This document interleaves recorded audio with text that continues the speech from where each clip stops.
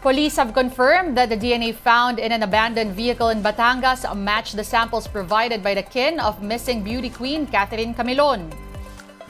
In an interview with One Balita Pilipinas, PNP spokesperson Jean Fajardo said this corroborates the first testimony of the two witnesses who saw Camilon covered in blood inside the SUV. Fajardo added that they are still treating this as a missing person case. Charges of kidnapping and serious illegal detention have been filed against Police Major Alan De Castro and two others in relation to Camilon's disappearance. Base po sa official result po na inilabas po ng forensic group, ay lumalabas po na yung